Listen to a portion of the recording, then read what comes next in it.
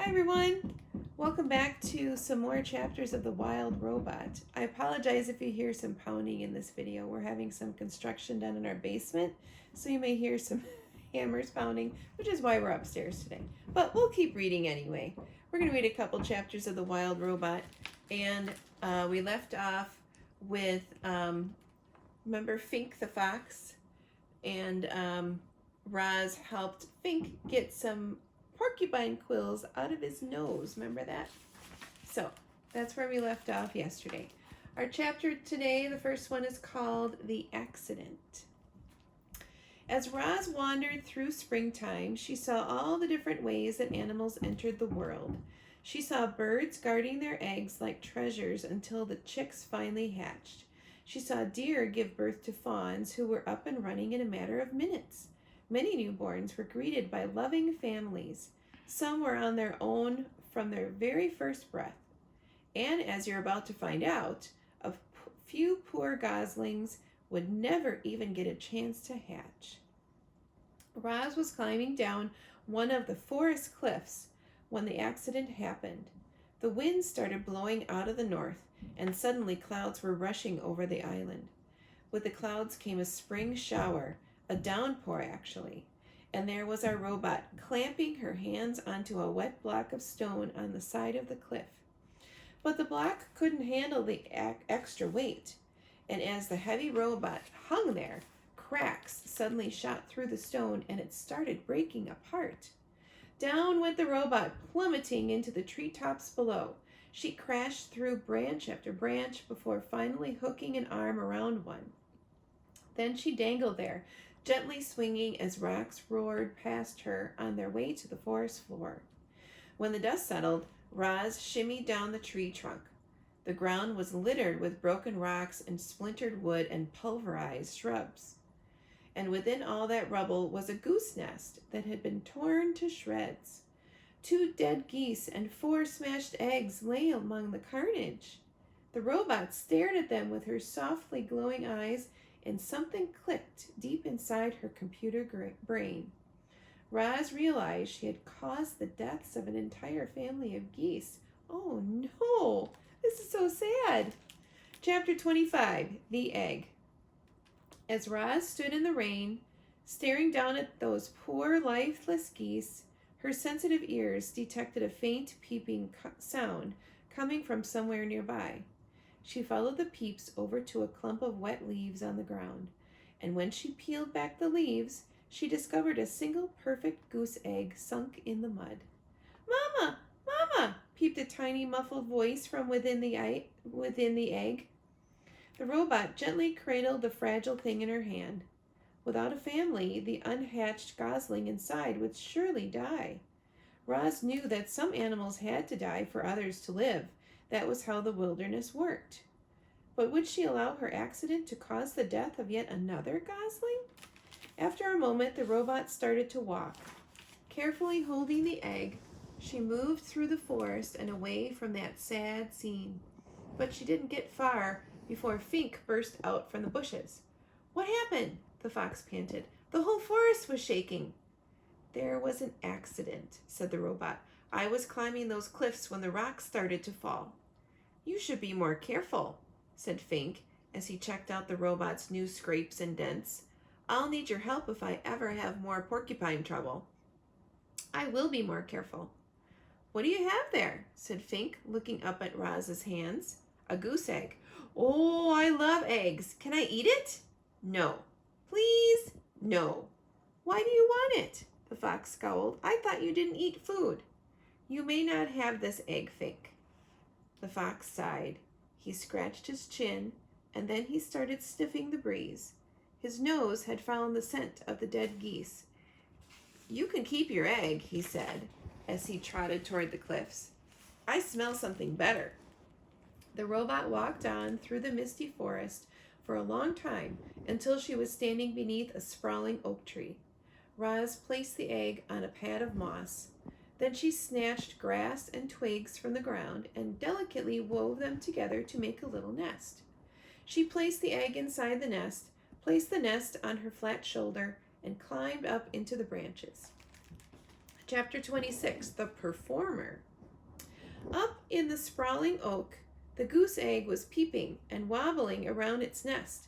"Mama, Mama," said the egg. "I am not your mother," said the robot. The egg continued peeping and wobbling until nightfall, when the gosling inside settled down to sleep and the egg became quiet and still.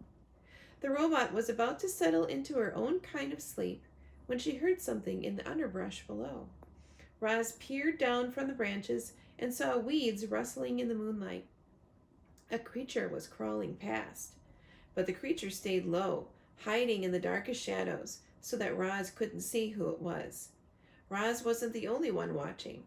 A pair of furry ears rose up behind a log. The ears belonged to a very hungry badger. He lay in wait as the shadowy creature came closer and closer. And when the time was right, the badger pounced. You might expect a creature under attack to run for her life, or to defend herself, or at the very least to scream. But when the badger pounced, this creature just rolled onto her back, stuck out her tongue, and died. Not only was she dead, she was rotten, and the badger's face twisted with disgust. Blah! What a stench! He pawed at the stinky corpse a few times and then gave up. "No thanks," he grumbled to himself. "I'd rather eat beetles." And the badger hurried off to find a less disgusting meal. Had the mysterious creature been frightened to death? And how could her body possibly rot so quickly? Roz was confused, and the robot became considerably more confused an hour later, when the dead creature's ears began to flicker, her nose began to twitch, and she rolled onto her feet and went on her way as if nothing had happened. The robot's voice called down from the tree, "Are you alive or are you dead?" The creature's voice hissed up from the shadows, "Who's there? Why have you been watching me?" What you just did was unbelievable," said Roz. "I could not look away." "Unbelievable? Really?" The creature's voice seemed to be softening. "I thought perhaps I overdid it when I stuck out my tongue." "I was certain you were dead." "Oh, what a lovely thing to say. Were you dead?" "Well, of course not.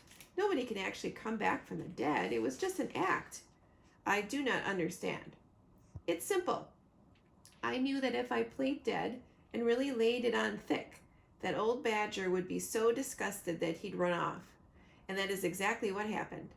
We possums are natural performers, you know." "So, you are an opossum." Roz's computer brain quickly retrieved any information it had on possums.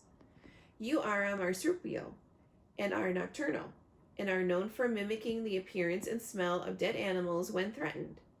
"It's true. Death scenes are my specialty," said the possum. "But I have a wide dramatic range, believe me." "I believe you." "Have you done any acting?" said the possum. "I have not," said the robot. "Well, you should. You might enjoy it. You can start by imagining the character you'd like to be. How do they move and speak? What are their hopes and fears? How do others react to them? Only when you truly understand a character can you become that character." The two odd creatures sat there, one in a tree, the other in the weeds, and talked about acting.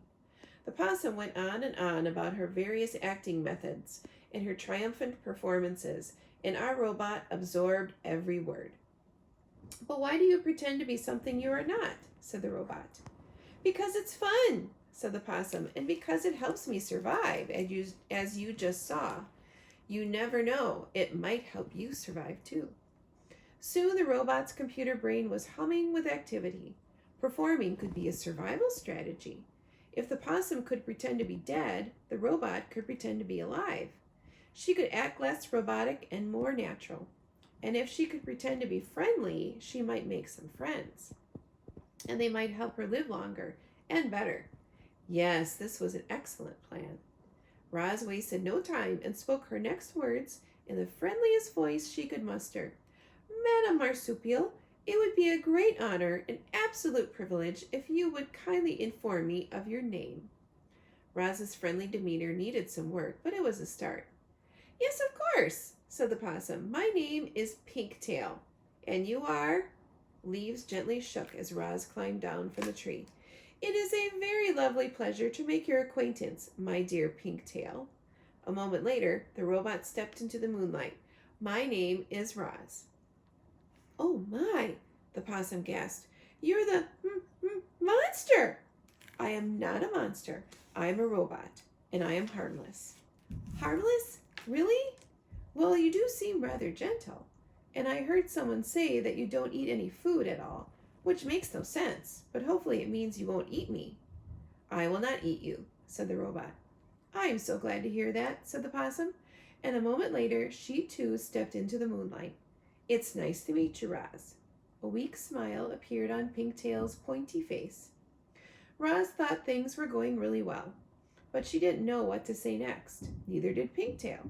So the two friendly creatures just stood there together and listened to the crickets for a while. Well, I should be on my way, said Pinktail at last. Have a nice evening, Roz. Have a nicest evening, Pinktail. I shall look forward to the pleasure of encountering you again in the future. Soon, I hope. Farewell. With that awkward goodbye, Pinktail slipped back into the weeds and Roz climbed back into the tree. Chapter 27. The Gosling. Something was happening inside the goose egg. Tap, tap, tap, tap, tap, tap, tap, tap, crunch. A tiny bill poked through the eggshell, peeped once, and then continued crunching away. The hole grew bigger and bigger, and then, like a robot breaking from a crate, the hatchling pulled himself out into the world.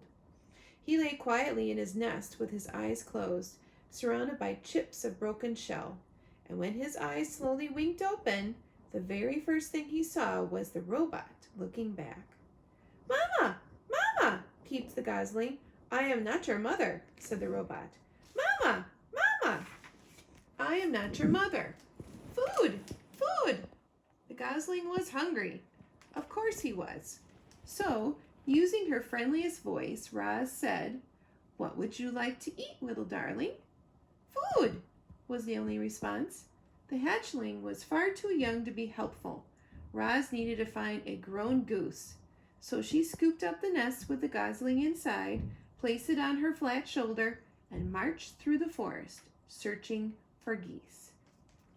That's where we're going to end today, everybody. I hope you enjoyed the story. Those were some interesting chapters, weren't they? Thanks for reading along with me today for The Wild Robot. We'll read some more tomorrow. Bye-bye.